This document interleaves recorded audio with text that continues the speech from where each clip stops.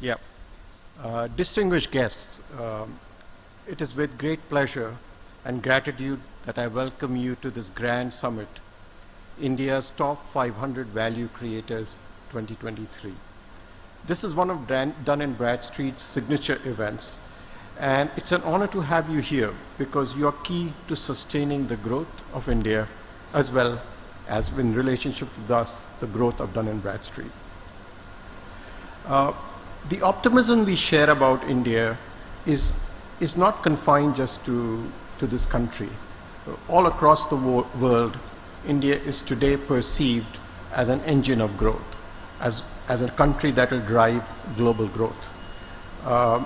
And I believe that the growth potential represents a significant opportunity not for India Incorporated and for all of us present here, and for all of you and all of us to rise to the occasion to help India achieve its rightful place in the world. With a median age of 28 years, India has the largest youth population in the world. And over the next 25 years, India is estimated to have 1.1 billion individuals, 1.1 billion individuals between the age group of 15 and 64, which is 1.6 times the entire population of Europe. That's an amazing, amazing statistics. And I know you hear about it and you talk about it every day, but it's really something which is quite unique. And it's not something that's going to happen again in this world. Now that's the opportunity. That's the demographic dividend that India has. But like any opportunity, there's also the converse side. And to reap the advantages of this demographic dividend, India has to create 231 million jobs. That's a lot of jobs if you keep the technology and the productivity in mind. And if you don't provide these jobs, then the converse will happen. So to provide these many jobs, India needs to grow at an average of 7.3% in real GDP terms until 2047. A 7.4% and 7.3% sustained growth in real GDP. And without this, substantial job creation will not be possible. So I think the key here is to reap this demographic dividend. India has to grow at 7.3% or more. So how do you get this growth? Growth is a function of cost of labor and capital, right? To fuel this growth, we need a gross fixed capital formation of 33% of the GDP. In other words, this translates to a cumulative capital requirement of nearly $120 trillion over the next 25 years. And while India's savings are strong, they won't be enough to meet the capital needs. Therefore, India must find ways to attract a substantial amount of foreign capital and foreign investment to maintain the required investment level to fuel the growth rate targets that we have. And how do you all come into the picture? The top 500 value creators. You're very, very important. As a unit, you contribute 30% of India's GDP through three channels.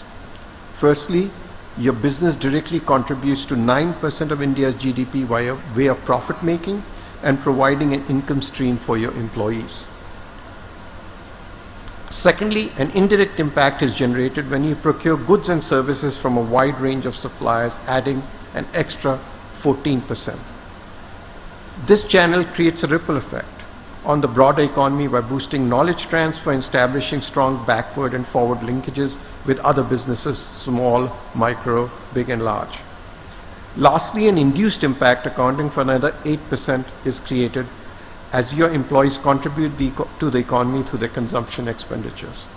So not only is your direct impact huge and significant, the multiplier that comes along with it is incredible.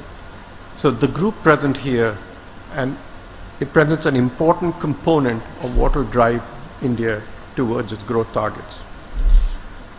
All of you generate superior monetary value and also exhibit greater stability than other businesses. That's really important. Growth and high quality growth. For example, and on average, according to Dun & Bradstreet's analysis, overall MSMEs in India display 130% more volatility in cash flows than this group of companies. And even large companies, for example, with a revenue of more than 250 crores, are 4% more volatile than the top 500 value creators in this room. So the value creators are going to be very, very pivotal for India's growth story. So you all should feel proud of what you do and the value you will bring to this economy. Let's talk a little about our business landscape, and I'll just take one aspect of it, which shows that there is a lot of room for improvement too. There's the good side and there's an opportunity side. For example, in 2023, the number of companies from Greater China on the Fortune Global 500 list jumped from 54 in 2010 to a whopping 142 today. Even in South Korea, with an economy half the size of India's, saw companies on the list go from 10 in 2010 to 18 in 2023. By comparison, in India, during the same period, the number of companies went from 7 to just 8. So that means, why is that important? Why is that important? Because the representation of companies from a country on this Fortune Global 500 underscores the effectiveness of its internationalization, export strategy, and the capacity to attract capital. A strong showing on the list suggests that these companies have successfully expanded their operations globally, capitalized on international markets through exports, and drawn significant foreign investment. This not only reflects the market competitiveness, but also the overall economic strength of the country. So this is a statistics in isolation. You may be wondering why? Because it represents a larger picture. That means we have a lot of room to grow, and that's the opportunity to become globally competitive. So that was India's opportunity, the challenge, and what your role is, and what more you can do. And I'll conclude by talking a little about Dun & Bradstreet and how Dun & Bradstreet can help in that picture. Avinash covered a lot of those.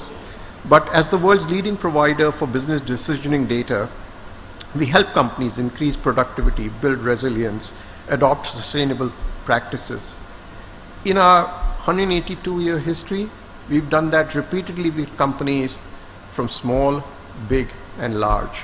And today, with the new tools of artificial intelligence, data mining, large language models, the opportunity to leverage those assets that we bring to you to gain the global competitiveness, to rise in the global environment, is ever so more. And we are eagerly and always eager to work with you and look forward to serving you to drive the growth of this country. We are here to support India's top 500 value creators as they move forward to lead the country towards Amrit Kal's vision at the 100th year of our independence. None of this growth or success will be possible without the passion, commitment, and the vision of leaders like you who are running these businesses. So let me extend my heartiest congratulations to all the companies that have been featured in India's top 500 value creators 2023 and the winners across nearly 50 categories of value creator awards. So congratulations once again, thank you, and it was a pleasure talking to you.